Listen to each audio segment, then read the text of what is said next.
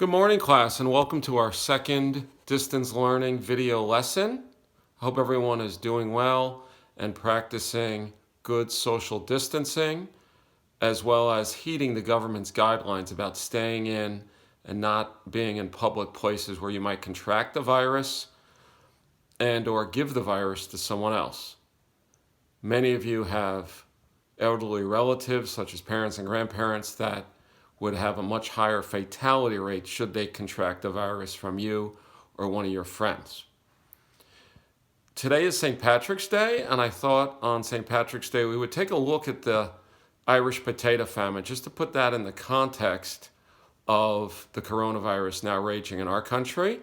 The Irish Potato Famine raged 175 years ago, obviously in Ireland, and it was caused by something called Phytophthora infestans, which attacked the main foodstuff of the Irish people.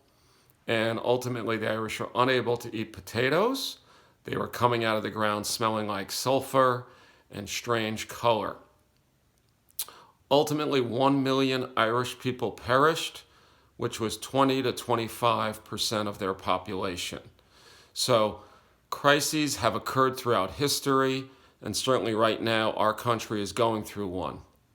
On an economic level, I want to point out that the Federal Reserve has cut interest rates to nearly 0%, enabling lending and borrowing, mainly for businesses, to be much easier with lower costs so that they can afford to stay afloat, and that the federal government is passing spending plans in the billions and possibly trillions of dollars to promote better business conditions for both small and large companies alike.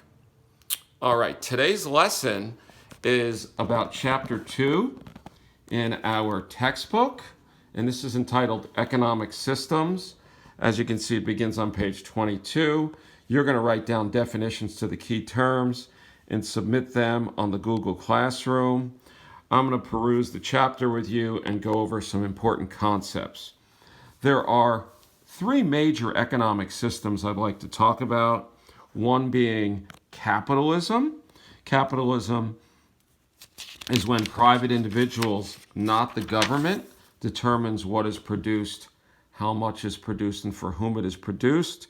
And a lot of that was first put forth by Adam Smith, who wrote a book called The Wealth of Nations in 1776, which created a lot of economic freedom, free from government intervention. And you may have learned about some of this in 10th grade when you learned about Adam Smith and the laissez-faire economy that he advocated. Laissez-faire meaning hands-off or no government interference. A second type of economic system would be a command system, also known as a centrally planned economy, where the government controls what is produced, how much is produced, and for whom it is produced. The most famous example of that would be the former Soviet Union, but of course China, Cuba, and several other countries, including North Korea and North Vietnam, have had these types of economies. By the way, the capitalist or market economy was the first one. We're now moving on to the command system. Now, in a command system, the government is determining what is produced.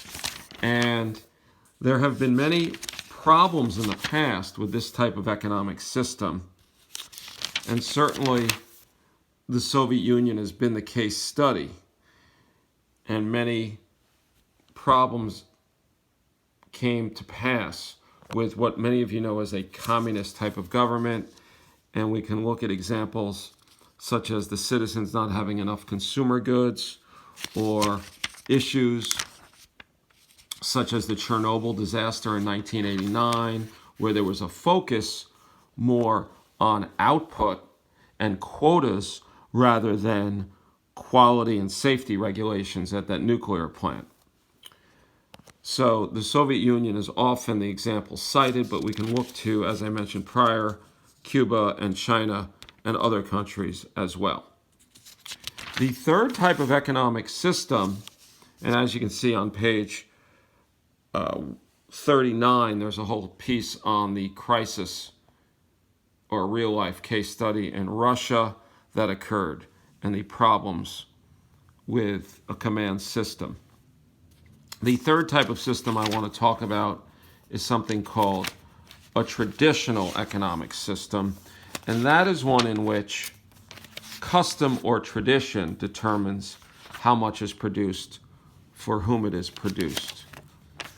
And a traditional economy can even be seen in our country if we were to go to Amish country in Lancaster, Pennsylvania, which some of you may have done. And here we have on page 27 a description of traditional economies. We can also go to other parts of the world like sub-Saharan Africa, where traditions regarding masks or ancestor worship might guide the economy, or the Middle East, Northern Africa regions where women may have to wear certain clothing styles and religion may play a big factor in their economy. And back to Amish country where in Lancaster many modern amenities are given up, such as electricity. You'll see horse and buggy there. So those belief systems are impacting the economy in those areas. And this is focused on page 27 primarily in the reading. And last of all, those are the three primary economic systems, but we do have a fourth, which would be called a mixed economy, and this is where you have a mixture of any of the above three that we've just discussed. And here we go on page 40, the rise of mixed economies. And certainly the United States is a mixed economy. Why?